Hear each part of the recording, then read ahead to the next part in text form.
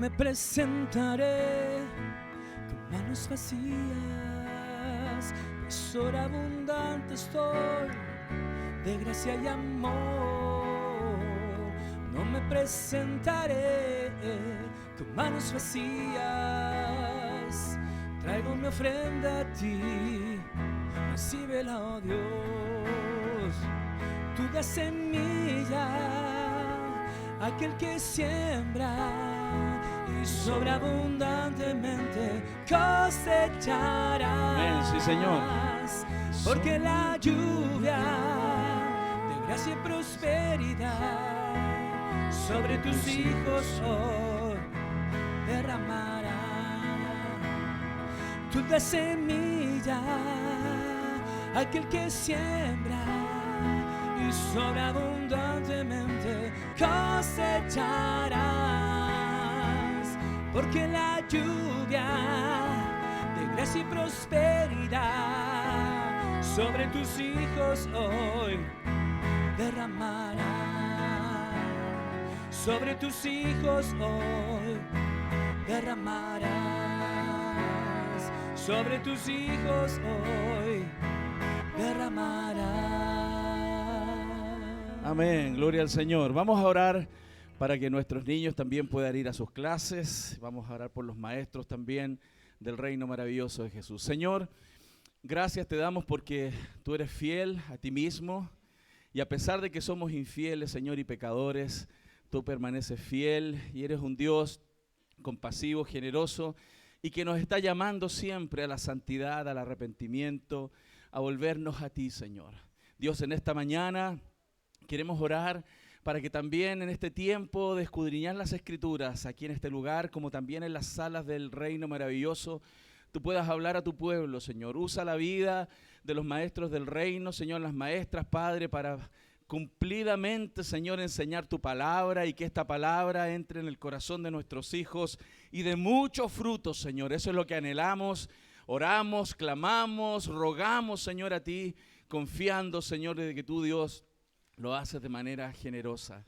Gracias te damos, Señor, en este día por estar juntos en este lugar, adorándote y exaltándote, porque tú solo eres digno de esa alabanza, Señor, en el nombre de Jesús. Amén. Nuestros niños pueden salir, por favor, a sus salas con sus maestros. Mientras tanto, también los adultos, abrimos nuestra Biblia en Oseas capítulo 1, por favor. Hemos iniciado esta nueva serie. La semana pasada nuestro querido Jonathan estuvo haciendo la introducción al libro, así que por favor tenga frente a usted el libro de Oseas. Hemos estado el día de hoy con algunas complicaciones técnicas. Gracias al Señor por estos especialistas que no sé cómo se la arreglaron, pero ahí está grabando eso. Ya tendremos que meter manos más profunda, parece. Bueno, Oseas capítulo 1, versículos del 1 en adelante. Vamos a leer hasta el versículo 1 del capítulo 2, para que usted lo tenga frente a usted, por favor.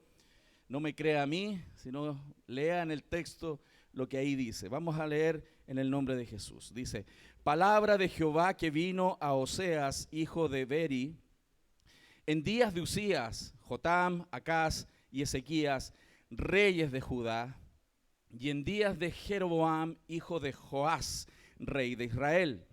El principio de la palabra de Jehová por medio de Oseas. Dijo Jehová a Oseas: ve, tómate una mujer fornicaria e hijos de fornicación, porque la tierra fornica apartándose de Jehová. Fue pues y tomó a Gomer, hija de Diblaim, la cual concibió y le dio a luz un hijo.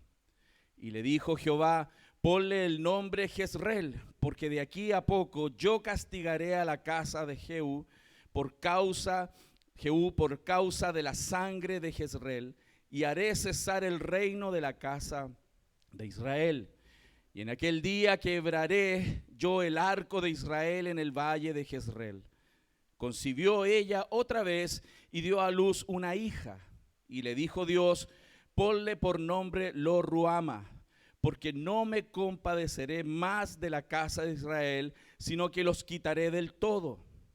Mas de la casa de Judá tendré misericordia y los salvaré por Jehová su Dios, y no los salvaré con arco, ni con espada, ni con batalla, ni con caballos, ni jinetes. Después de haber destetado a Lo-ruhama, concibió y dio a luz un hijo, y dijo Dios: ponle por nombre Lo-ammi, porque vosotros no sois mi pueblo, ni yo seré vuestro Dios. Con todo será el número de los hijos de Israel como la arena del mar, porque no se puede medir ni contar. Y en el lugar en donde les fue dicho: vosotros no sois mi pueblo mío, les será dicho: sois hijos del Dios viviente. Y se congregarán los hijos de Judá y de Israel, y nombrarán un solo jefe, y subirán de la tierra, porque el día de Jezreel será grande. Decid a vuestros hermanos Ammi, y a vuestras hermanas Ruhama. Esta es la palabra del Señor para este día, y es muy interesante ver el relato, la narrativa, y es importante, como lo vimos la semana pasada, el contexto histórico en el cual toda esta historia se está desarrollando. Y el libro de Oseas en particular es un libro que es desafiante porque está hablando del juicio de Dios y al mismo tiempo de la compasión y la esperanza. Dios, a través del profeta Oseas, en el capítulo 1, en el capítulo 4 y en el capítulo 12, amenaza al pueblo con oráculos de juicio, intensos oráculos de juicio, de advertencia al pueblo de Dios por su pecaminosidad. Pero al mismo tiempo, en el capítulo 2, al final, en el capítulo 11 y en el capítulo 14, también Dios levanta promesas divinas de restauración. El profeta entonces está anunciando el juicio de Dios y también está abriendo las puertas a la esperanza. Porque evidentemente el pecado que el pueblo de Israel en particular, todas esas tribus que Dios había llamado desde Israel, que de los que no eran pueblo había hecho un pueblo para sí, habían sido infieles, habían sido muy infieles. Por lo tanto, este texto en particular está enfrentando la realidad de un pueblo que había abandonado al Señor, pese a todas las manifestaciones de amor que Dios había tenido con ellos. Y este profeta en particular, como les decía, anuncia el juicio, pero también anuncia la esperanza. Y el evangelio en sí es esperanza, pero al mismo tiempo es advertencia. Siempre usted va a ver en la Escritura ambas cosas caminando juntas. Hay una advertencia clara de Dios a su pueblo, pero al mismo tiempo hay una esperanza para aquellos que se han arrepentido y que han sido quebrantados en su corazón. Lo singular de este profeta es que no es un profeta que habló desde su escritorio y habló a la distancia, sino alguien que también experimentó las mismas consecuencias que el pueblo de Dios estaba experimentando. No habló solo de la tragedia de algunos, sino estaba hablando de la tragedia de todo un reino. Todo el reino del norte, las 10 tribus del norte, que habían sido de esa herencia de las 12 tribus de Israel, se habían apartado vorazmente. Y eso iba a traer graves consecuencias. Y Oseas estaba experimentando de primera mano la tragedia de las consecuencias del pecado de todos. Pero también habló del amor de Dios. Y esta carta es muy singular y muy descriptiva, por un lado del juicio de Dios, pero de ese amor tan grande que debiera transformar siempre nuestro corazón y alentarnos a ser diferentes. Por lo tanto, Oseas también fue una señal, él mismo, una señal de Dios para su pueblo. Dios llama a este profeta para poder mostrar gráficamente ambas cosas. El juicio real de Dios, que no es un juego, y al mismo tiempo el amor real de Dios, que es mucho más grande y profundo de lo que nosotros imaginamos. Y por lo tanto, Dios llama a este profeta. Y diríamos que es un profeta bien especial, porque yo creo, a diferencia quizás solamente de Jeremías, que nadie experimentó emociones religiosas tan profundas como las que experimenta Oseas en este tiempo. Y también, a diferencia de Isaías quizás, Oseas no es como ningún otro profeta que experimentó de manera tan grande la gracia y el amor de Dios. A tal punto que él mismo en su vida encarnó la gracia y el amor de Dios, y al mismo tiempo en su propia vida encarnó lo que significaba el juicio de Dios de manera real. Como Jonathan nos adelantaba la semana pasada, en este contexto, después de la muerte de Salomón en el año 931 a.C., se produce una ruptura y una crisis sismática. 10 de las tribus se van hacia el norte, se agrupan frente a un reino, ¿cierto? Siguieron a Jeroboam primero y aquellos se alinearon en un sentido pagano. Y generación tras generación, como nos describía muy bien Jonathan, comenzaron una caída profunda, una caída una tras otra, a ser más paganos cada vez, hasta que en el año 722 a.C., o sea, 209 años de caída, hermanos. Y eso es importante entenderlo. ¿Por qué es importante entender los procesos de estos procesos históricos? Porque las cosas en la vida de ellos, como en la vida nuestra, no suceden así. La caída y la destrucción no viene de un momento a otro. El apartar de que nuestros hijos se aparten de Dios o se acerquen a Dios no viene de un día para otro. Son procesos. Y son procesos que hay que sembrarlo. Lo que hoy día estamos experimentando tiene mucho que ver con lo que hemos sembrado en el pasado. Mucho que ver. No todo, pero mucho que ver. Esos 209 años tuvieron en el reino del norte 19 reyes y 8 dinastías diferentes. Y ninguno de esos reyes caminó con Dios. 209 años de caída, progresivamente alejándose cada día más del Señor. Y eso entonces, vuelvo a repetir, nos debiera alentar a entender que el decaimiento es algo progresivo. Pero también la santidad y el acercarnos a Dios y la santificación también es progresiva. El hecho de que estemos buscando a Dios no significa que todo va a estar perfecto. Pero si le estamos buscando, nos encontraremos más profundamente con Dios y ese encuentro más profundo con Dios transformará nuestras vidas. De la misma forma, cada día que pasa en nuestra existencia lejos de Dios, comienza un proceso de decaimiento, enfriamiento, alejamiento y muchos casos de pérdida. Este profeta de Dios, campeón de la gracia, hermanos, campeón de la gracia, muestra con muy fuertes colores, con mucha gráfica, el amor de Dios para este pueblo ingrato y rebelde, hermano. Y cuando pienso en ese pueblo, no lo miro desde lejos, lo miro como uno de ellos. Porque muchas veces yo he sido muy ingrato, muy lejano a Dios, muchas veces en mi vida. Y aquí el profeta está mostrando una realidad y que debe ser advertida, debe ser advertida. Entonces, hablemos un poco y nuevamente recordando algunas cosas del profeta. En el verso 1 que usted tiene al frente, dice, palabra de Jehová que vino a Oseas, hijo de Beeri, en días de Usías, Jotam, Acaz y Ezequías, reyes de Judá, y en días de Jeroboam, hijo de Joás, rey de Israel. Lo primero que hay que reconocer que es un profeta legítimo. ¿Por qué? ¿Por qué sabemos que es un profeta legítimo? Porque aquí el texto dice claramente que la palabra de Dios vino a él. Dios le habla a quienes son cercanos con él. Dios le habla a aquellos que son cercanos con él. Y Oseas, él mismo no se erigió como un profeta. Él mismo no se autollamó y proclamó profeta de Dios como andan algunos por ahí proclamándose. Él fue llamado por Dios. Y la palabra del Señor llegó a ese hombre. ¿Qué además vemos? Aquí se nombra que es hijo de Beeri. Nada se sabe en la Escritura sobre quién era ese padre. Pero cuando la Escritura nombra y hace referencias a una paternidad de una persona, está levantándola porque hay algún grado de significancia. Seguramente ese hombre era importante. Y Oseas, por lo tanto, pertenecía a alguna casta de alguna familia de sacerdotes, probablemente de manera importante, porque se refiere significativamente. De hecho, el nombre Beeri significa mi fuente, mi pozo. Y eso nos habla, por lo tanto, que tiene que haber sido una persona prominente y conocida. Y al mismo tiempo, tenemos que pensar la extensión del tiempo en el cual profetizó. En los tiempos de Usías, dice, de Jotam, Acaz, Ezequías, los reyes de Judá, y además en el periodo de Jeroboam, hijo de Joás, rey de Israel.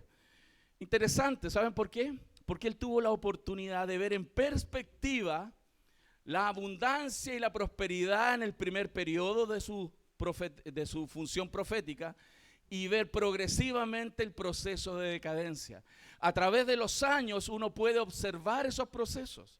Yo he tenido una perspectiva mucho más pequeña hasta ahora, aunque tengo mis años, pero he podido ver cómo mi propia vida y la vida de otros ha ido migrando, algunos acercándose mucho más al Señor y cosechando las bendiciones, y otros no, y otros alejándose y cosechando de aquello. Por lo tanto, la perspectiva, hermanos, es importante, y lo que él pudo observar en la vida del pueblo le daba suficientes razones para hablar con propiedad, para hablarle al pueblo con propiedad. ¿Por qué entonces es importante esta perspectiva del tiempo? Porque además, como dije, de ver que los procesos de caída y de ascenso en un pueblo, en una familia, en una vida, son progresivos, también nos damos cuenta, hermanos, que a pesar de las caídas, la misericordia del Señor es mucho más grande que eso. Dios es más grande que nuestras caídas. Dios es más grande que nuestras caídas. Entonces vamos a estudiar en un par de secciones este texto. Lo primero que vamos a ver es la tragedia implacable que se observa aquí en el texto. Entre el verso 2 y el verso 9 hay una tragedia implacable. Cuando Dios determina un periodo de existencia, cuando Dios determina un juicio, muchas veces eso es determinante. Sin embargo, también vamos a darnos cuenta cómo Dios mismo proclama restauración en medio de esos momentos. Vamos a mirar entonces la tragedia implacable entre el verso 2 y el verso 9. ¿Qué es lo que vemos aquí? ¿Qué fue lo trágico que estaba sucediendo? Es que Dios llama al profeta y le dice que se case con una mujer fornicaria, con una mujer que en otras versiones, no en Valera, se traduce como prostituta. Y es interesante, el verso 2 dice: en principio de la palabra de Jehová por medio de Oseas, dijo Jehová a Oseas, ve, tómate una mujer fornicaria e hijos de fornicación, porque la tierra fornica apartándose de Jehová. Fue pues y tomó a Gomer, hija de Diblaim. Hermanos, pocos textos en la Biblia son tan controvertidos como este. Es muy extraño, y muchos teólogos que han pensado y han intentado reorientar y darle otro sentido a lo que el texto dice con mucha claridad, porque no quieren ver a Dios diciéndole a alguien vaya y cásese con una fornicaria. Les cuesta entender lo que eso significa, les cuesta pensar de que Dios lo haya pedido y tratan de darle una vuelta y buscarle una interpretación. Pero yo soy con los que coinciden que el texto es clarísimo en decirnos que Dios está pidiendo algo impensable. Estaba pidiendo a ese hombre unirse con una mujer que estaba en fornicación, que era fornicaria, que probablemente era una prostituta, porque él quería representar gráficamente la tragedia en la cual ese pueblo estaba viviendo. Dios estaba tratando de representar la misma tragedia que él estaba experimentando con un pueblo al cual Dios mismo había llamado a santidad. Porque es trágico pensar en eso, de que Dios, el Dios de la Biblia, el Dios de Israel, el santo, el generoso, el amoroso, tenga que experimentar algo con aquellos que ha decidido amar y que ellos le abofeteen el rostro todos los días y se vayan con otros dioses y adulteren una y otra vez. Eso es una tragedia. Jonathan lo decía muy bien la semana pasada. Lo duro y difícil y lo desastroso y lo horrible que es un adulterio. Los que les ha tocado vivir eso en sus propias vidas, en sus propias familias, saben de lo que estamos hablando. Y aquellos que hemos tenido que observar de cerca eso, es terrible observar lo que eso significa. La ruptura, el dolor, lo horripilante de lo que eso significa. Pero este pueblo, hermanos, el pueblo de Israel, era continuo en abandonar a Dios. Y eso es trágico. Y es una tragedia. Y es interesante porque está planteando la realidad como más que solo un adulterio. El pecado de adulterio ha sido definido como buscar satisfacción en relaciones ilícitas. Pero la fornicación es aún peor. Es el pecado de prostituir y prostituirse por bienes superiores como el dinero o algún tipo de ganancia. Lo destacable entonces, hermanos, es que esta difícil instrucción que Dios le estaba dando a Oseas era para mostrar cómo era la relación realmente entre su pueblo y Dios. sin tapujos, sin máscaras, sin hipocresías, como muchas personas pudieran vivir en su relación con Dios. Es importante notar, hermanos, entonces que Oseas está representando, por un lado, el juicio de Dios, pero también el amor incomprensible de Dios por su pueblo infiel. No sé si usted ya ha leído Oseas, y espero que sí. Y cuando usted está viendo Oseas, y que Dios le pide que vaya con una fornicaria, una prostituta, y que se case con ella, que tenga hijos, y más encima ella nuevamente vaya adultera, y es muy probable por el contexto que el segundo y el tercer hijo nacieron de fornicaciones extramaritales, y que Oseas vaya de nuevo detrás de ella, ¿no le da una cosa a usted en el corazón decir, ¿qué está haciendo? ¿No le da una desesperación en su alma decir, ¿y por qué va detrás de ella otra vez? Miren cómo le deshonra, miren cómo le abandona, miren cómo le deja. ¿No les da hasta una cosa extraña, así como decir, qué desesperante esto? Eso es lo que Dios quiere que el pueblo del Señor sepa. Lo desesperante y lo trágico que es que el pueblo de Dios se vaya tras otros dioses y no responda al amor fiel de un Dios santo. Por lo tanto, recordemos que cuando Dios llama a Abraham al principio, ¿se acuerda? Génesis 12, allá bien atrás. ¿De dónde llama Dios a Abraham? De Ur de los Caldeos. Abraham era un pagano y Dios lo llama. Y Dios lo llama y hace pacto con él, lo llama de un pueblo idólatra y hace pacto con él y le dice, yo me caso contigo y seré tu Dios y te bendeciré y haré una nación grande de ti que no podrán contarlos como la arena del mar y te amaré y te bendeciré. Qué promesa más maravillosa. Yo no sé si alguna persona en este mundo te ha prometido algo así. Probablemente. Pero usted sabe que las palabras son muy pequeñas, ¿no? Dios no. Dios cumple. Y Dios prometió ese amor y ese pacto y esa unidad para siempre. Y por eso es tan desesperante y tan gráfica esta tragedia que Oseas está representando. Al involucrarse con otros dioses, Israel estaba no solo adulterando, sino que se estaba prostituyendo una y otra vez con uno y otro Dios. Creo que entonces el casamiento de Oseas con Gomer, hermanos, fue realmente una tragedia. Pero vuelvo a repetirles, porque no es una tragedia lejana. Es una tragedia que ilustra la tragedia de Dios con pueblos paganos que dicen amarle. Y eso es lo que es trágico. Por lo tanto, en este contexto llegó un momento donde el matrimonio tenía que terminar. Tenía que terminar. Porque ya no era solo el adulterio, era fornicación, era prostituirse. Había una razón más que justificable para que Dios los abandonara.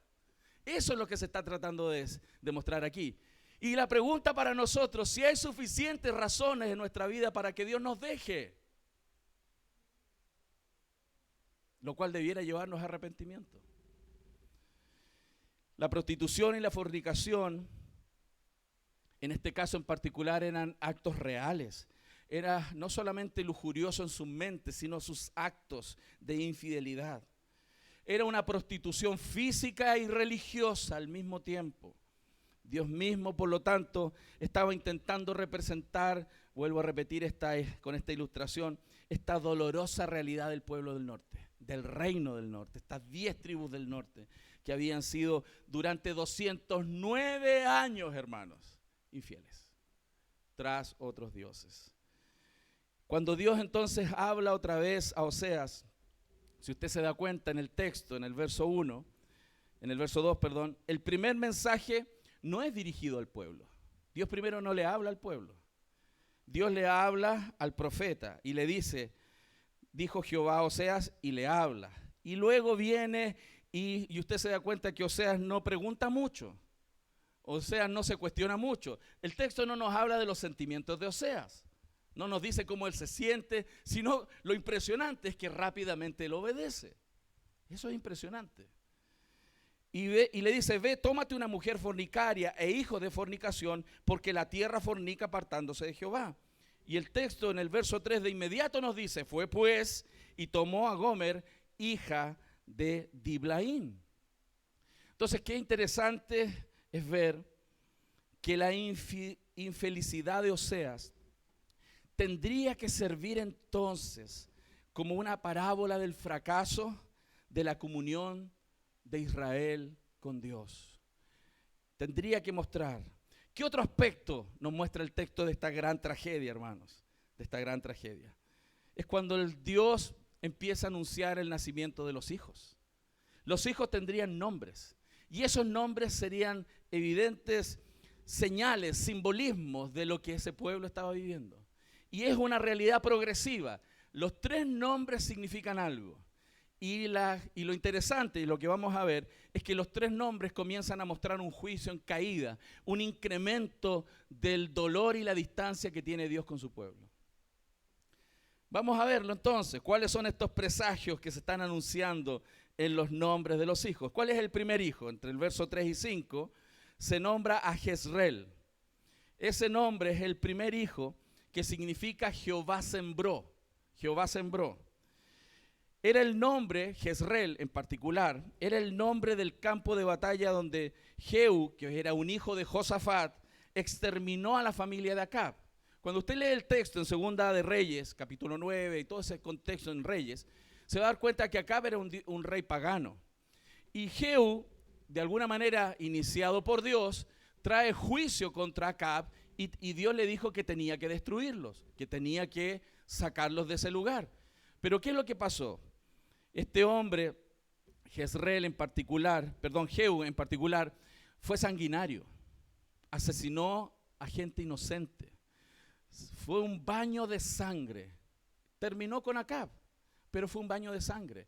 Y Dios estaba tratando de mostrarle a este pueblo que Jezreel era un lugar sanguinario. En el fondo es como si el profeta le tenía que dar a su hijo un nombre bien singular. Es como que usted le hubiera puesto a su hijo, imagínese, Hiroshima o Nagasaki. Si usted le pone a su hijo Hiroshima o Nagasaki, ¿qué le trae a memoria? Muerte sanguinaria, matanza. Y ese es el nombre que Dios le estaba pidiendo al profeta que le pusiera. ¿Cuál fue el problema de este hombre Jehú? Que fue sanguinario, mucha sangre se derramó. Por lo tanto, Dios no solo pondría fin a la dinastía de Jehú, sino que también tendría un final para todo el reino del norte. Y lo estaba anunciando con el nombre del primer hijo. El primer hijo sería el testimonio del juicio de Dios para su pueblo, que exterminaría a las 10 tribus del norte. Hermanos, nunca más las tribus volvieron a existir. Las 10 tribus del norte nunca más volvieron a la vida. Nunca más fueron lo que fueron. Y eso nos muestra algo, hermanos. ¿Sabe lo que nos muestra? Que Dios no juega con sus palabras. Lo que Él promete, lo cumple. Lo que Él promete, lo cumple. Sea gracia o sea juicio. Dios lo que promete, lo cumple. No siempre es tan inmediato. Vuelvo a repetir, la caída es progresiva y el ascenso también es progresivo. Dios promete restaurar a su pueblo cuando le busca, ¿cierto? Dios promete restaurar los matrimonios si le buscan, pero ¿pasa así? No. ¿Cuántos matrimonios ustedes están creciendo en unidad? Poco a poco. ¿Hay alguno por aquí? Me imagino que sí, yo conozco algunos. Conozco algunos más de cerca. Claro, y viene la desesperación porque uno quiere las cosas así. ¡Bah! No, es progresivo. Si lo hicimos mal tantos años, no creamos que las cosas se revierten así. Pero de la misma manera, el que diga que esté firme, mire que no caiga, porque también comienza la pendiente de caída y pueden perder. Porque Dios no juega con sus palabras, hermanos. El que promete lo cumple, Dios lo cumple, sea de gracia o sea de juicio. Vamos a ver el segundo nombre, hermanos, que también es interesante en esta tragedia que estamos viendo. El verso 6 y 7. Concibió ella otra vez y dio a luz una hija. Y le dijo Dios, ponle por nombre Lo Ruama.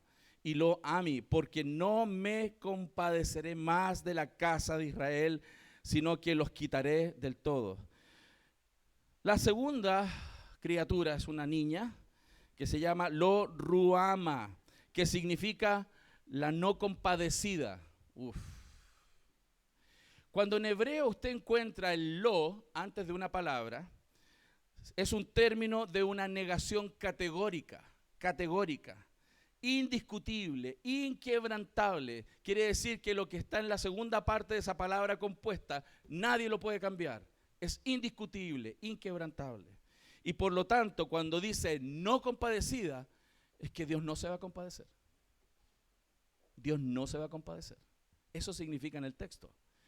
Y cuando uno piensa en Dios, si uno tiene una visión torcida de quién es Dios, solamente se puede imaginar a Dios como un viejito muy bonachón, de barbita blanca, que uno siempre va así a acercarse a Él y que siempre me va a decir que sí. Aquí Dios se está mostrando de otra manera. Lo Ruama, la no compadecida. Por lo tanto, la profecía de Oseas se cumplió. ¿Y se cumplió cuándo? En 2 de Reyes 17, cuando el rey de Asiria destruyó a todas las 10 tribus del norte y nunca más fueron. Nunca más existieron, hermanos. Al mismo tiempo castigó a Israel, ¿cierto? Y le prometió en la práctica tener compasión con el reino del sur. Por lo tanto, el efecto del nombre no compadecida, hermanos queridos, es más aterrador y trágico que el anterior. Porque Jezreel, recuerde, significaba que Dios sembró. Significa que Dios plantó un juicio y en algún momento lo va a cosechar. Y era suficientemente perturbador porque significaba la destrucción de un pueblo. Pero diferente es que haya destrucción, o sea, que cosechemos de nuestros actos, a que Dios nos diga que ya no va a ser más misericordioso con nosotros, ni más compasión con nosotros. Wow, eso es terrible. Porque una cosa es cosechar de nuestros propios actos, pero otra cosa es que Dios le diga, no hay más compasión para ti. Uf, eso es terrible. Por eso esta historia es tan trágica. Y es trágica porque se eleva a la altura de la tragedia que genera el pueblo frente a un Dios santo. Porque Dios es un Dios santo. Dios no es cualquier Dios. Por lo tanto, había llegado el fin para el pueblo de Israel y el juicio en este contexto, hermanos, era inevitable. Y es importante entender algo así, que estas proclamaciones hechas por los profetas se reconoce en teología como oráculos. ¿Qué significa un oráculo? Que son gritos de advertencia, pero no significa sentencias irrevocables. No significa sentencia irrevocable. Hay algunos ejemplos. Uno de ellos, que probablemente usted se va a acordar muy bien, son aquellas profecías dadas por Dios a Jonás. Si usted recuerda, Jonás anunció de parte de Dios que Nínive sería castigada y destruida en 40 días. ¿Se acuerda de eso en Jonás? Pero esa era una advertencia severa y real. Pero ¿qué pasó con Nínive? Se arrepintieron y no fueron destruidos. Por lo tanto, estas son advertencias que Dios va a cumplir, pero tienen una salida. Hay una puerta de salida. Hay una alternativa aún, que se llama arrepentimiento. Pero Dios no juega. Es la última salida y Dios la cumple. En particular, el pueblo del norte no se arrepintió y por eso dejaron de existir. 10 tribus, hermanos. Cuando nosotros pensamos esto y nos metemos un poco más en la historia, empezamos a aterrizar lo que esto significa. Porque no estamos hablando solamente que yo hice algunas cosas pecaminosas en mi vida y tuve algún grado de consecuencia. Y a lo mejor fui desordenado en las finanzas y me quitaron las cosas de mi casa, lo cual debiera pasarle a alguien que no administra bien sus recursos. Y puede abrirse el pecho diciendo nunca más, nunca más. Pero hermano, aquí estamos hablando que 10 tribus, millones de personas desaparecieron y esa raza nunca más fue.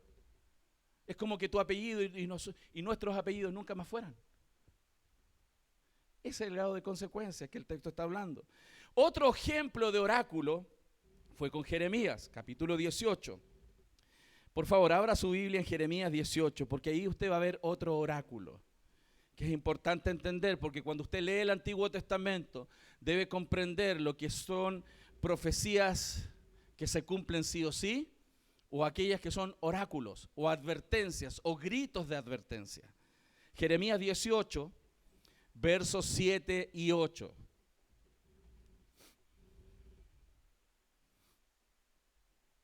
¿Lo tiene ya?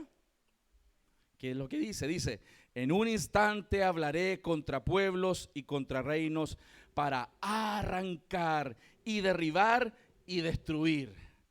Pero si esos pueblos se convirtieren de su maldad contra la cual hablé, yo me arrepentiré del mal que había pensado. Ok. Entonces, hermanos, Dios tiene que hablarnos también a nosotros hoy día. Porque Dios no juega con sus palabras. Dios cumple sus juicios y cumple su gracia.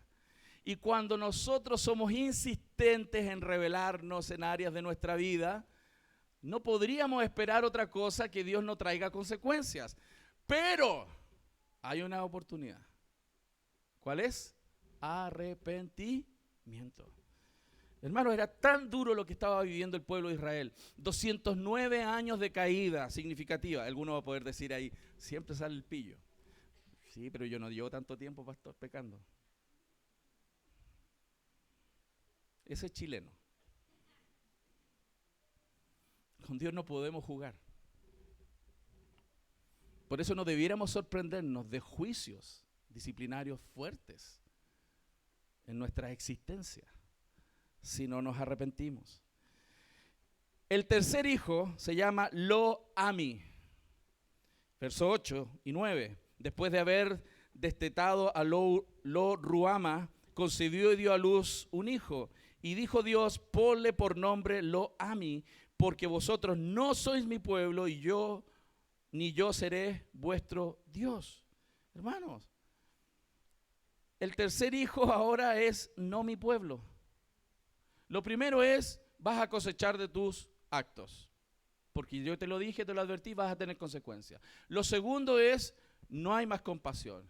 Y ahora, no eres mi pueblo. No eres mi pueblo. Por eso es progresiva la caída. Y la está anunciando el Señor.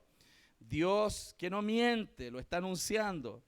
Fíjense, al igual que lo anterior, de Lo-Ruama, que significaba no compadecida, ¿cierto? Ahora en este caso, por esta infidelidad, fornicación intencional y prostitución, Dios les dice ahora no son mi pueblo. En la práctica, en el contexto del pacto, significa carta de divorcio. En el contexto del pacto, significa carta de divorcio.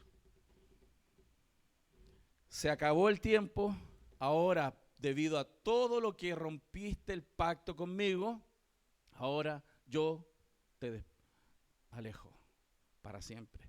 Esa es la advertencia. Y el hijo tenía que representar gráficamente al pueblo la advertencia, queridos. Israel podría nominalmente tener al Señor, decir que tiene al Señor, decir que son hijos de Dios, decir que son el pueblo escogido, nominalmente. Pero en realidad eran un hijo de su tiempo y de sus propios corazones. Esa es la realidad. El Señor podría ser nominalmente su Dios, pero como Dios no acepta ser compartido, hermano. La presencia de otros dioses en la vida de ese pueblo estaba negando categóricamente esa relación que ellos decían tener con Dios. Y eso tiene que hablarnos a nosotros. ¿Por qué tiene que hablarnos? Porque la Biblia nos advierte en múltiples lugares sobre ese posible autoengaño que podemos tener los hijos del Señor y aquellos que no lo son, de creer que somos hijos. Recuerdan el texto en los evangelios, cuando vengamos delante del Señor, algunos van a decir, Señor, en tu nombre echamos fuera demonios, en tu nombre hicimos esto, mas el Señor nos dirá, apartados de mí, hacedores de maldad, nunca os conocí. Y la palabra del Señor en Oseas no solamente tiene que mostrarnos esa gracia infinita que lo hace, sino que también los oráculos de advertencia, porque pudiera alguno de nosotros estar engañado.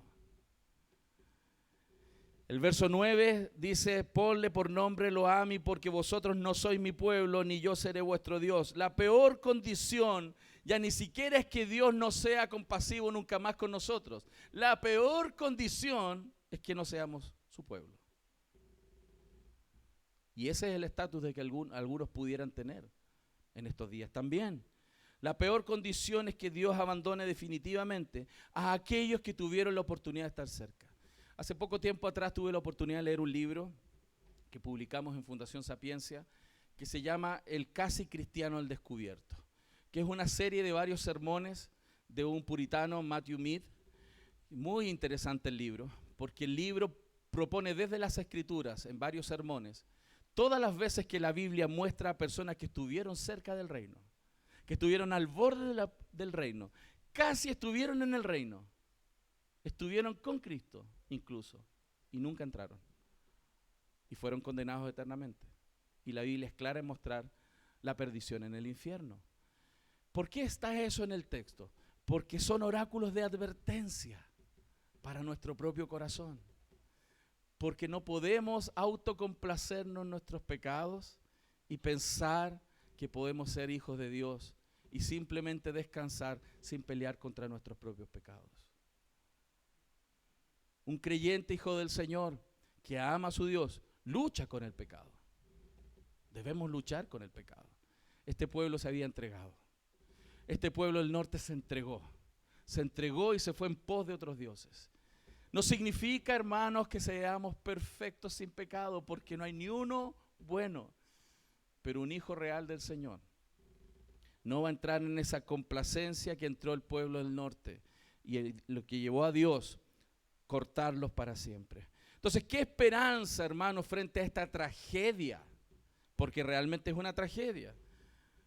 Yo no sé si tú tuvieras un hijo y que Dios le hablara que se casara con una prostituta y después esa prostituta va y lo engaña con otro y tiene otro hijo de otra persona y después tu hijo va y de nuevo quiere estar con ella y después viene por tercera vez y otra vez fornica y de otro hombre y tiene otro hijo. ¿Cómo te sentirías tú como padre? ¿Lo seguirías alentando? Honestamente.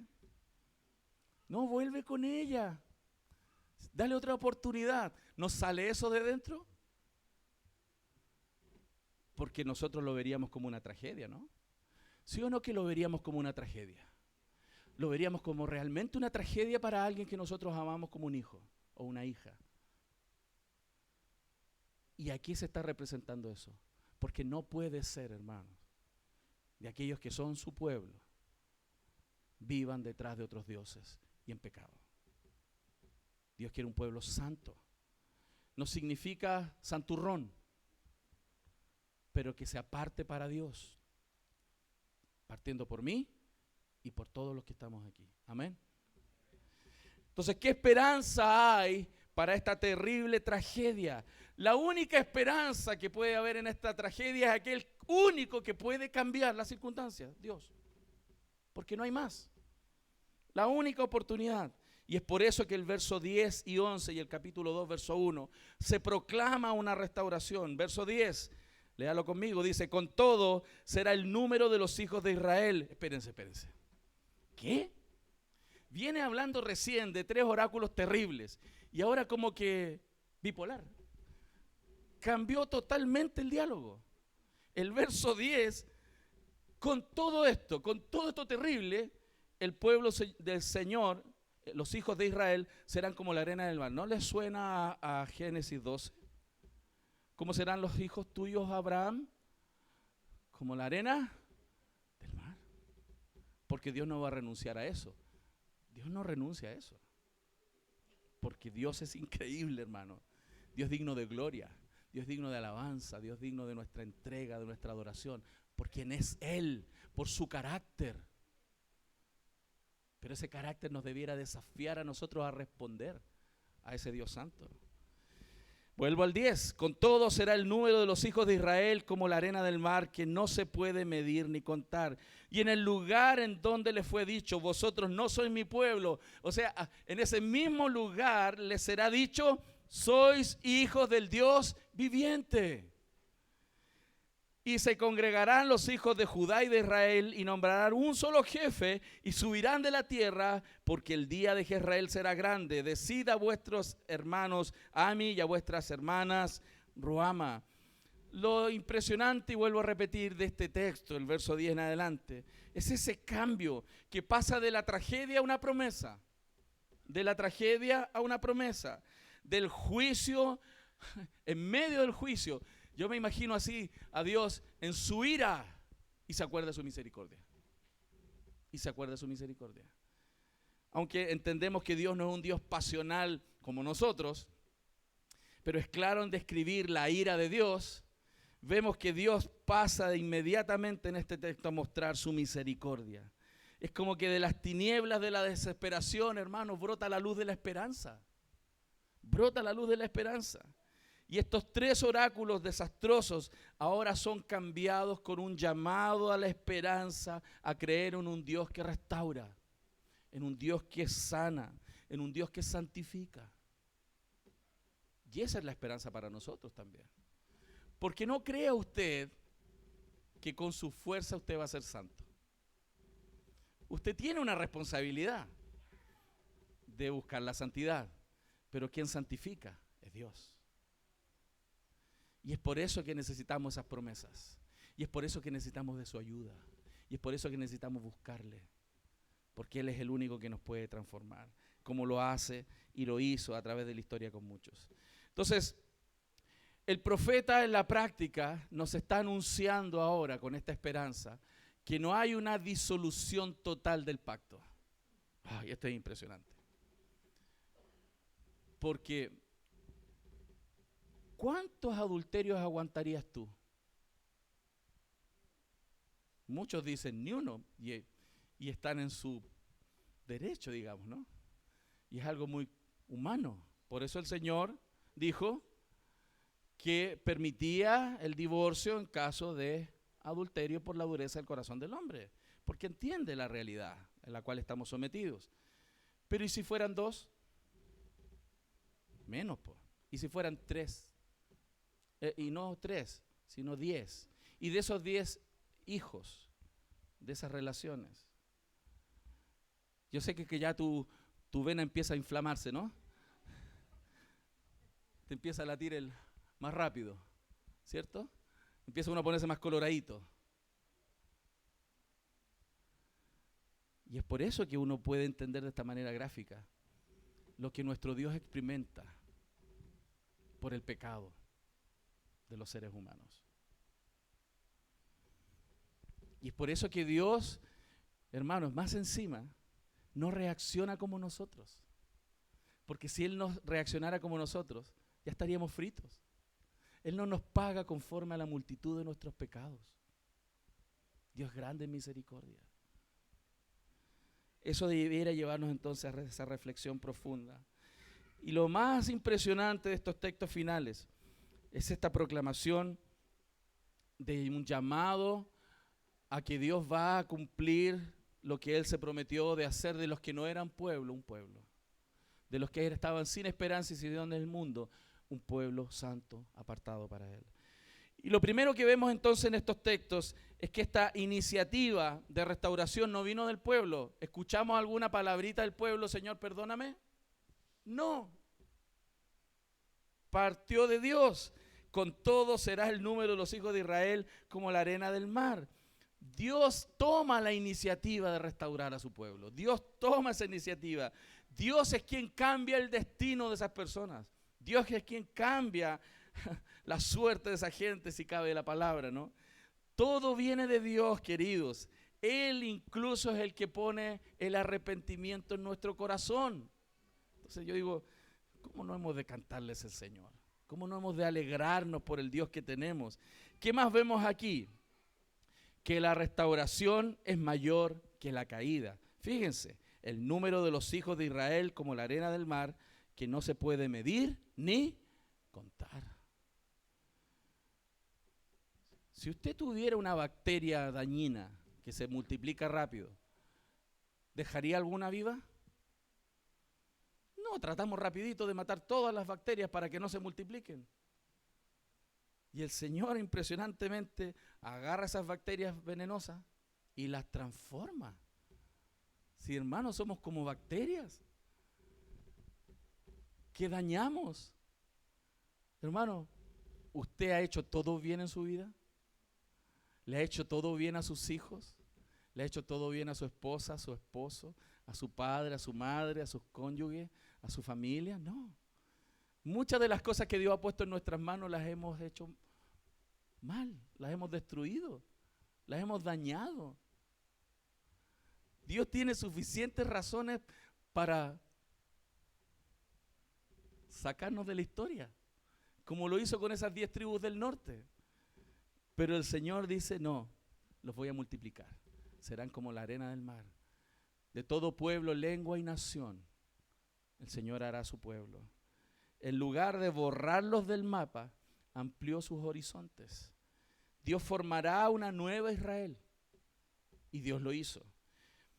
Que surgirá no solo de aquellos que tienen la sangre de Abraham, sino también de aquellos que tienen la fe de Abraham en sus corazones.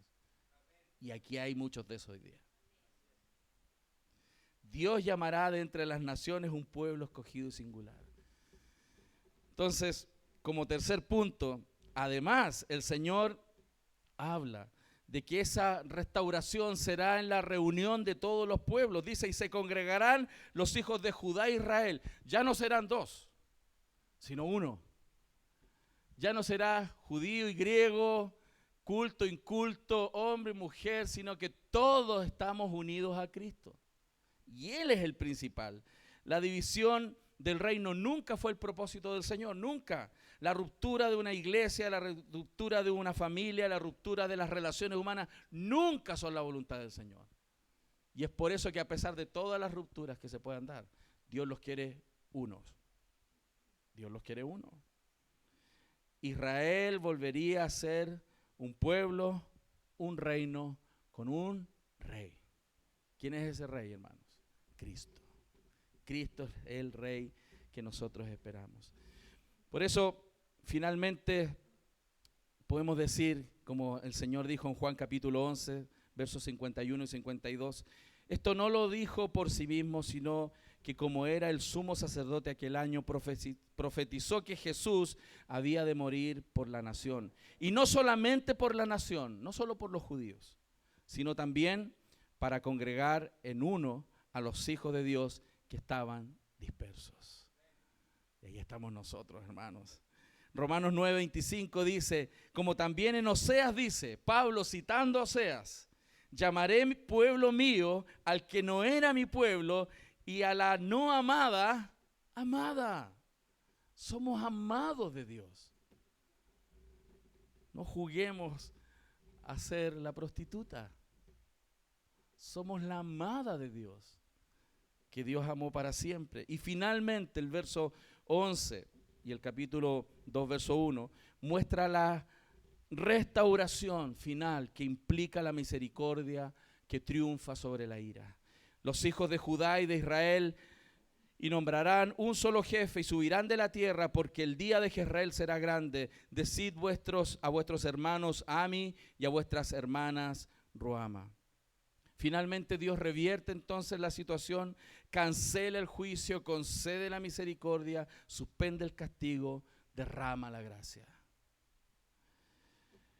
Todas estas promesas que están aquí en el Antiguo Testamento tienen cumplimientos en etapas. La primera fue esta restitución del exilio. Después de este periodo el pueblo vuelve del exilio. La segunda etapa tiene que ver con el nacimiento de Jesús como el Mesías, el verdadero Israel. La tercera etapa tiene que ver con la iglesia neotestamentaria que está en Romanos 9. Y la última etapa, hermanos, que estamos esperando es la venida de nuestro Señor Jesucristo.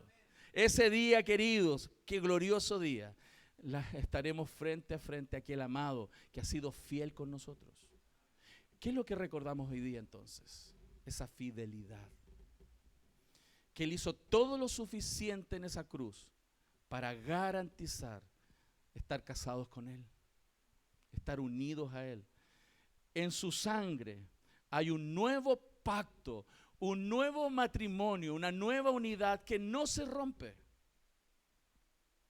Entonces, más desafiantes para nosotros. Y concluyo con este texto, si usted me acompaña, por favor, en 1 de Tesalonicenses capítulo 3, versos 12 y 13.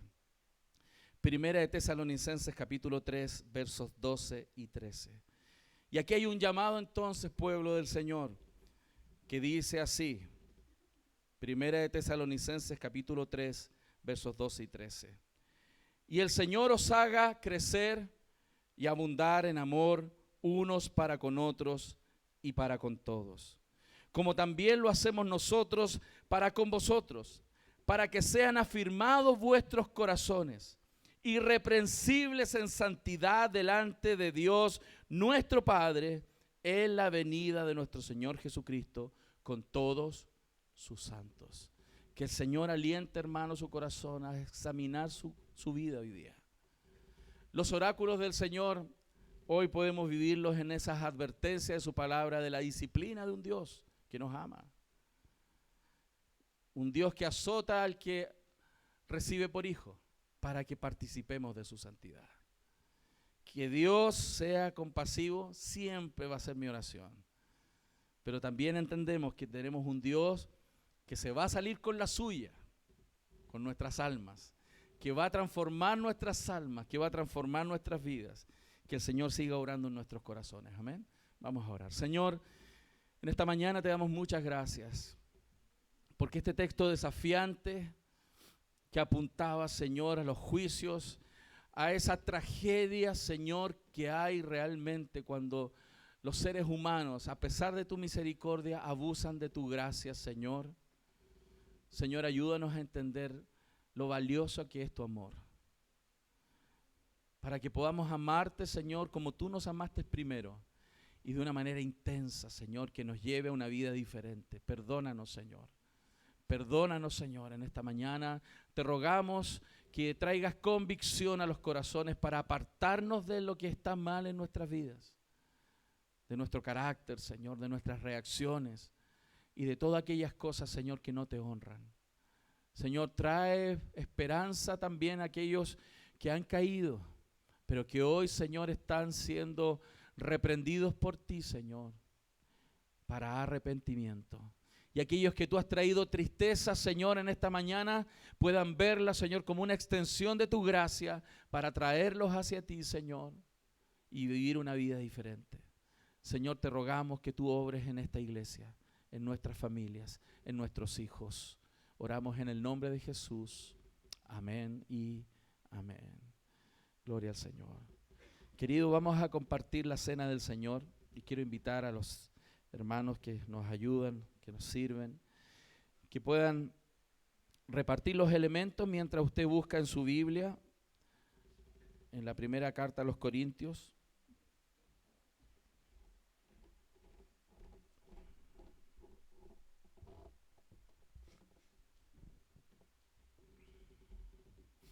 Versículo 23. Y quiero leer, antes que repartamos los elementos, lo que el texto dice. Porque yo recibí del Señor lo que también os he enseñado, que el Señor Jesús la noche que fue entregado tomó pan.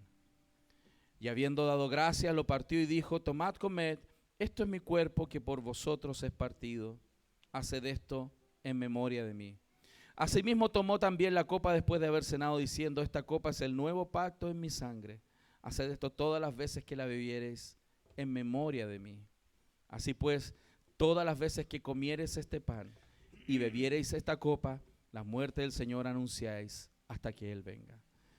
De manera que cualquiera que comiere este pan o bebiere esta copa del Señor indignamente, será culpado del cuerpo y de la sangre del Señor.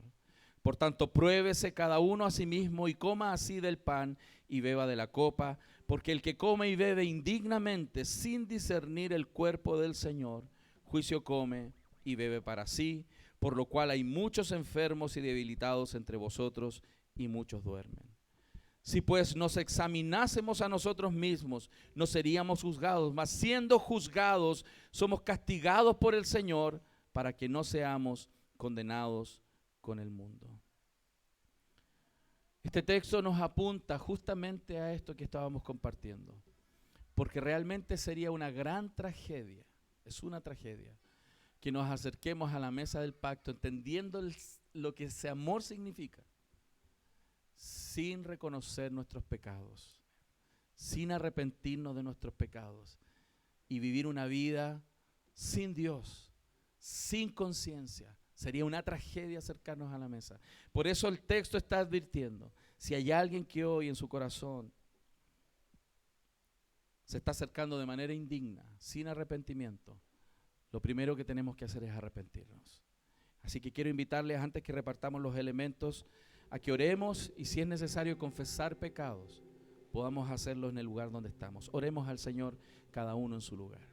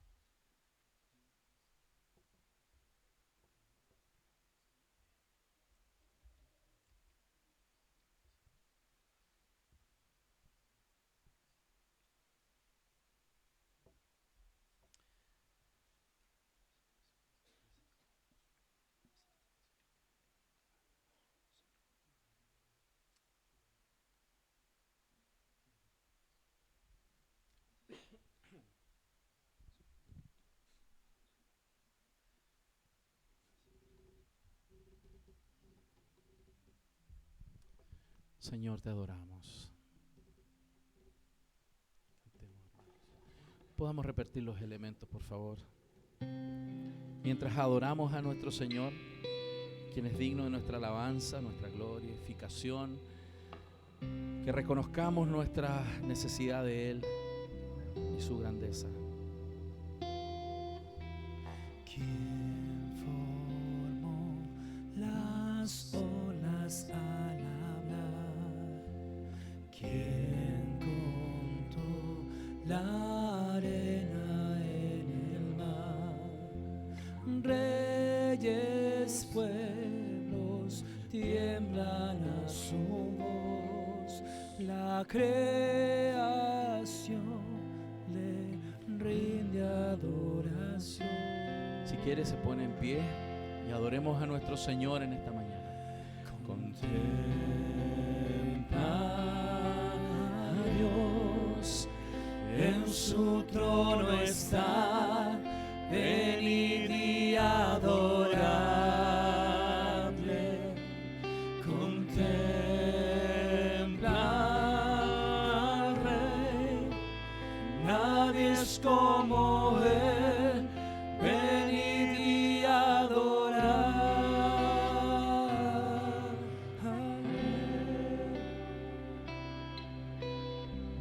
Tú eres digno, Señor, de honra, de gloria, de nuestra humillación, Señor, delante de ti. Tú eres el Señor. ¿Quién le dio consejo al Señor? ¿Quién cuestiona lo que Él habló? ¿Quién al sabio Dios puede enseñar? ¿Quién comprende su gran majestad?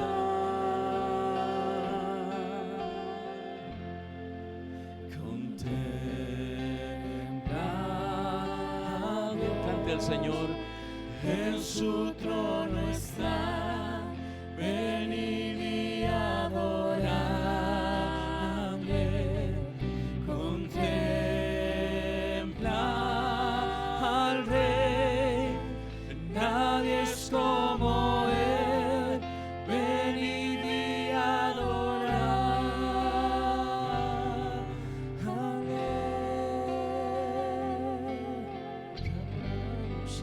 Venid a adorarle.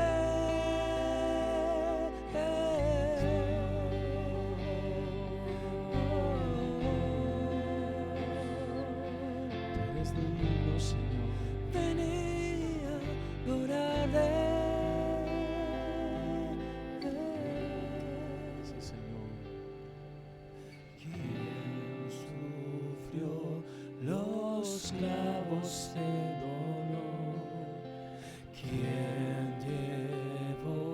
el mal del pecador. Jesucristo, humilde al perecer, ha triunfado y reina con poder. Contempla a Dios, en su trono está, venid y adorarle. Contempla al Rey, nadie es como Él, venid y adorar al Rey.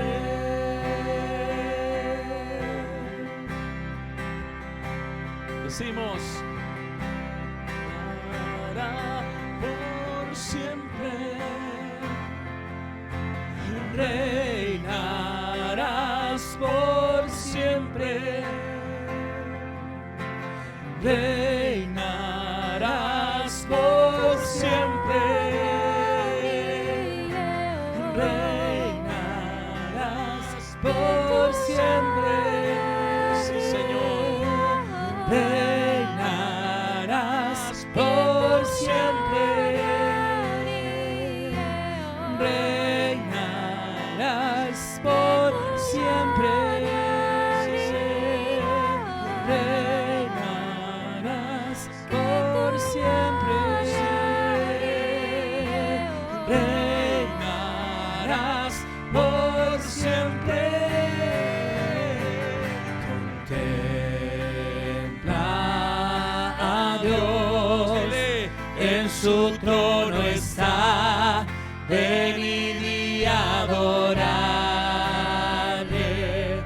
Contempla al Rey, nadie es como Él, venid y adorarle.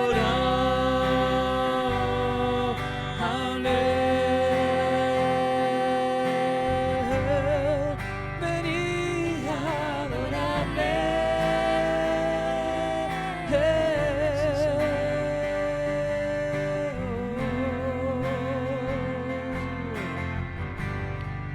Venid y adorarle. Gracias, Señor. La palabra del Señor dice: porque yo recibí del Señor lo que también os he entregado, que el Señor Jesús, la noche que fue entregado, tomó pan, y habiendo dado gracias, lo partió y dijo: tomad, comed, esto es mi cuerpo, que por vosotros es partido. El cuerpo del Señor, hermano, fue partido por ti. Que la bendición del Señor y la comunión con Él sea con ustedes. Comamos el pan.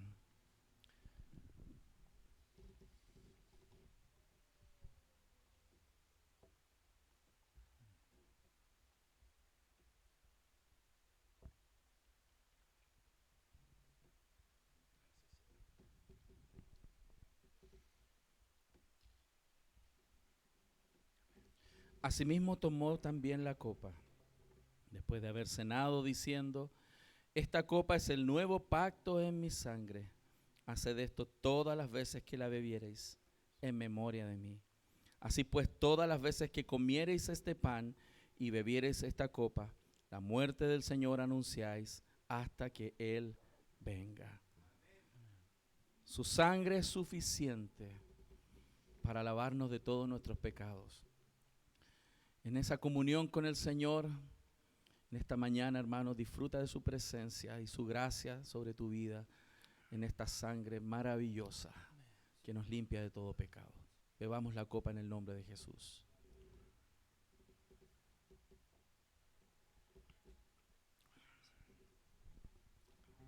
Te adoramos, Señor. Estamos tan agradecidos, Señor, porque tu amor es increíble, Señor. Tu persistencia. Esa trágica escena de Oseas, Señor, nos muestra también, Señor, esa insistencia que nos alcanza, que nos recoge en nuestras limitaciones, que nos recoge en nuestro pecado, Señor, y nos lleva hacia ti. Señor, gracias. Gracias por Cristo. Gracias por tu sacrificio, Señor. Te adoramos en esta mañana, Dios. Nos arrepentimos de nuestros pecados. Nos comprometemos contigo, Señor, a una vida diferente. Ayúdanos en esos compromisos, Señor, porque tú sabes que nos cuesta. Ayúdanos, Señor. Adoremos al Señor, hermanos.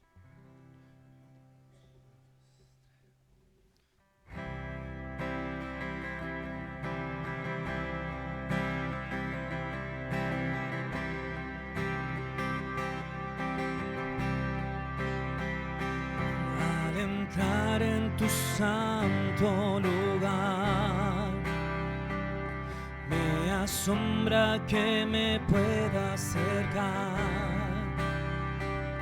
para ver tu gloria y tu belleza y adorarte en intimidad. En confianza yo me puedo acercar, de tu mesa quiero participar. Todo lo que puedo hacer es postrarme y con mis labios proclamar. Proclamemos al Señor. Mi pan, mi luz, mi oración, eres tú, Jesús, mi Dios, mi amor y mi canción, eres tú, Jesús. Amén. Solo tú.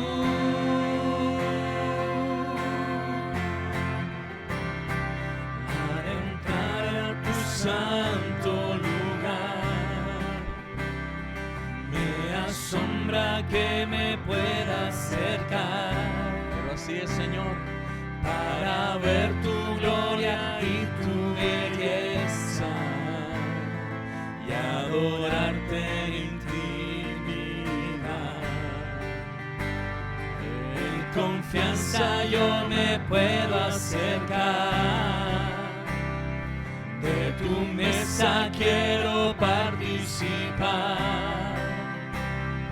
Todo lo que puedo hacer es postrarme y con mis labios proclamar. Mi pan, mi luz, mi oración, eres tú, Jesús. Dile. Mi Dios, mi amor y mi canción, eres tú, Jesús, solo tú. Señor, tú eres ese Dios precioso, glorioso, al quien debemos nuestra vida, Señor. Debemos nuestra familia, debemos nuestra existencia. Señor, debemos todo lo que somos, lo que hemos tenido, lo que esperamos tener. Todo viene de ti, Señor. Tú eres nuestro pan, el pan que descendió del cielo, Señor. Eres la luz de la aurora, Señor, que vino a aquellos que estábamos en el valle de la sombra y de la muerte, Señor. Y te ruego, Dios, que cada día más, Señor, sigas obrando en nuestros corazones para que Cristo resplandezca, Señor. Resplandezca, y ese resplandor, Señor, nos lleve a una transformación, a la imagen de Cristo. En su faz nos podamos reflejar, Señor. Dios, ayúdanos como iglesia, ayúdanos como esposos, ayúdanos como esposa, ayúdanos, Señor, como hijos, ayúdanos como jefes, como empleados, a reflejar tu carácter, Señor, a reflejar el Evangelio. Ayúdanos, Señor, a amar a nuestras familias, a amar esta iglesia, Señor. Ayúdanos, Señor. Glorifícate, Señor, en esta mañana en tu pueblo. Te damos muchas gracias, Señor. En el nombre de Jesús oramos. Amén y amén. Que el Señor les bendiga, hermanos. Que la gracia del Señor, su amor, esté con ustedes. Amén. Pueden tomar asiento, queridos. Vamos a tener algunos avisos antes de retirarnos para finalizar. Y quiero invitar a Luis, que va a dar los avisos, y mientras él viene, solamente quiero animarles y contarles también, querida familia, de un par de recursos muy buenos que salieron en esta semana de Fundación Sapiencia. Se pudo traducir el libro de Nathaniel Jensen, el doctor en genética del Ministerio de Respuestas en Génesis. Él sacó un libro el 2017, que es un libro muy técnico para gente de ciencia, de muy elevado lenguaje, y lo sacó el 2017. Y está especialmente diseñado para no creyentes, ateos. Pero este libro en particular fue sacado el 2019 para la iglesia, para la familia, para los padres, para los pastores. Y por la gracia del Señor, con apoyo de muchos colaboradores, pudimos traducirlo y ya fue sacado a circulación y está disponible. Hermanos, nuestros hijos en los sistemas escolares están siempre siendo lavados en su cerebro con la visión naturalista de la historia. Y este libro es una sólida respuesta, y lo otro, lo muy bueno, que es actual. Esto es lo último en investigación genética y cómo él lo expuso aquí, defendiendo la cosmovisión bíblica del origen de todo. Entonces, si usted quiere preparar a sus hijos para un mundo secular, este es un muy buen libro. Yo le animo a que lo pueda leer. Yo he tenido la oportunidad de leerlo completo y la verdad que ha sido una bendición poder tenerlo. Y para nuestros pequeños, el libro se llama Reemplazando a Darwin en palabras simples. Así que si usted lo quiere, además que todos los que asisten a nuestra iglesia tienen en general un muy buen descuento para todos los que vienen a esta congregación, de un 30% de descuento. Y lo otro que salió que a mí me encanta, yo digo, qué bendición hubiera sido cuando nuestros niños eran chiquitos, poder tener este libro. Este libro es el Catecismo Bautista Ilustrado, que es a modo de preguntas y respuestas, y es un libro para pintar. Así que, mire, ahí va a estar atrás para que lo pueda revisar. Ingrid creo que trajo una muy buena serie. Y lo bueno que además de pintar, de artistas, está hecho para llevarlos por el catecismo bautista en particular, en tópicos sobre la palabra de Dios, sobre Jesucristo, sobre el pecado.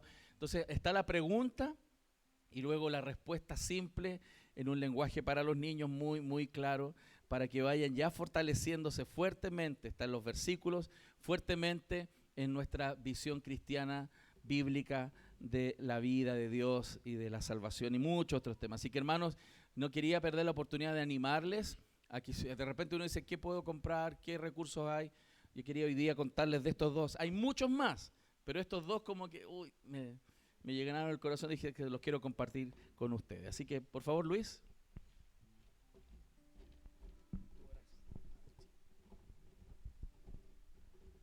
Buenas tardes, amados, ¿cómo están? Bien, ¿con frío? No, no hace frío, ¿cómo? Dicen que el frío es psicológico. No, mentira. Bien, voy a dar los avisos en el día de hoy, me corresponde hacerlo. El primer aviso es que el día de mañana vamos a iniciar la campaña de alimentos y le animamos, ¿cierto?, a sembrar para ir en ayuda de nuestros hermanos en necesidad. Esta campaña la hacemos todos los meses, ¿cierto? Y lo hacemos a través de las transferencias. Una hermana que es secretaria, no sé si la ubican, yo algo la conozco. A ella, ¿cierto?, le puede enviar el comprobante para hacer este trabajo que lo hacemos mes a mes y que es de bendición para quienes están en necesidad. Es que yo también necesito, usted también puede ofrendar, porque uno lo hace por amor a nuestros hermanos. También les quiero recordar que cada miércoles de 6 a 7 de la mañana se está haciendo una oración que está, ¿cierto?, compartida por Zoom, 6 a 7 de la mañana, incluso los festivos. ¿Alguien tenía quizás alguna duda el miércoles pasado que fue feriado, que no hubo oración? No, sí hubo oración igual, de 6 a 7 de la mañana. Y los jueves, de 21:30 hasta 22:30. Normalmente llega un link de la oración el día anterior. Es decir, para la oración del día miércoles, el día martes, en la tarde o dentro del día, esta misma hermana que yo les comentaba, manda el link. Y para el día jueves, el día anterior, también manda el link. ¿Ya? Y si usted no recibe esos links, quiere decir que usted no está dentro de la lista de difusión de la iglesia. Está perdido, no, mentira. Lo he cogido claro. Entonces, para que le puedan llegar esos mensajes, pues a lo mejor por eso no se puede conectar, converse con esta hermana para que le pueda llegar esa información. También quiero recordar los cumpleaños. Ya estuvieron de cumpleaños este día, lunes 26 recién pasado, que entiendo que no está ninguno de los dos acá, Amaro Carvajal y Belén Bustamante. No están, ¿cierto? No, por eso no les vamos a dar un aplauso, ¿cierto? Que el Señor les bendiga. Y particularmente que ayude a sus padres para que le pueda seguir predicando el Evangelio junto con la ayuda de nosotros también como sus hermanos. También este viernes recién pasado, pero entiendo que está en clase, estuvo Lucas Altimira. Así que también lo saludamos. Tiene barra acá también personal. Así que saludamos también a Luquitas. Y el día de hoy también, y que ella sí está en medio nuestro, está de cumpleaños nuestra hermana Romanet Soto. Ahí está mi hermana, bendiciones. Va a ser su último cumpleaños con un hijo fuera. Ya el otro van a estar los dos, ¿cierto? Bien, no tenemos aniversarios de matrimonio este día, pero sí tenemos visitas. Tenemos a nuestros hermanos Daniel Gallardo, Jovita Vallejos y sus hijos Esteban, Catalina e Ignacio. ¿Dónde están mis hermanos? Mis hermanos, bienvenidos, bendiciones.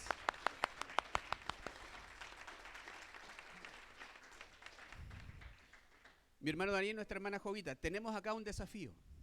Si ustedes no tienen dónde congregarse, les invitamos a que al menos vengan durante 5 domingos acá.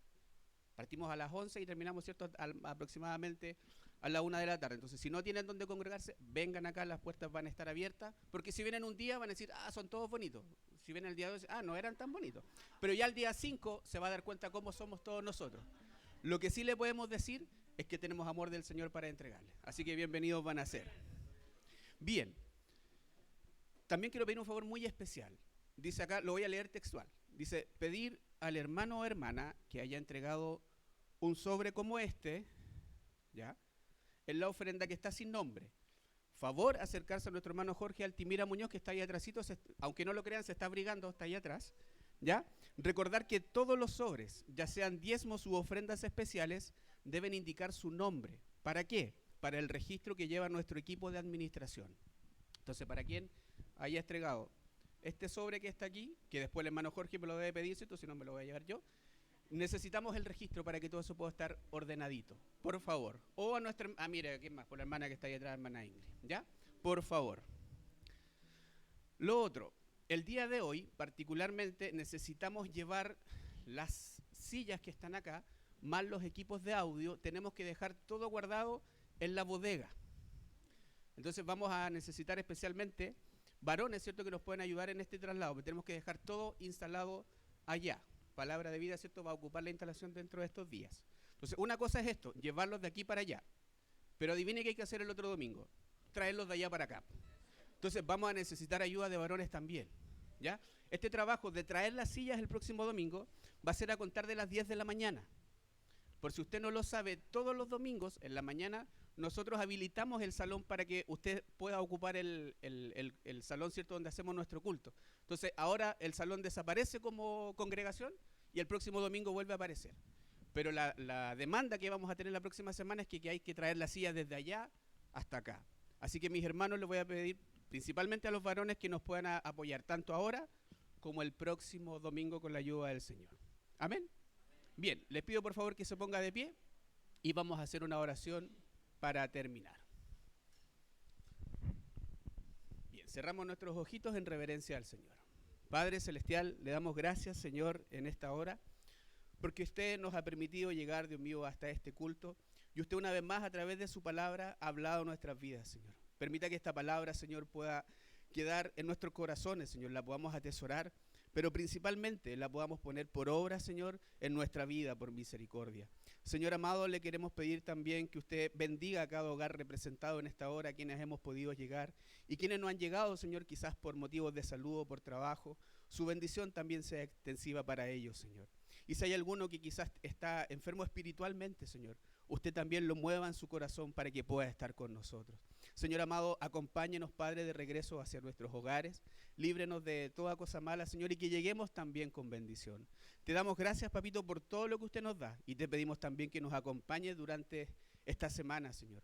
Sabemos que tú siempre estás con nosotros, que tú siempre nos guardas, que tú siempre nos ayudas, y es por eso que podemos estar de pie, porque si no fuera que tú nos sostienes, Señor, no sería posible que estemos en este lugar. Te damos las gracias por todo, mi Señor, y rogamos tu bendición a través de Jesús, nuestro Salvador y Señor. Amén. Amén. Que el Señor les bendiga, mis hermanos.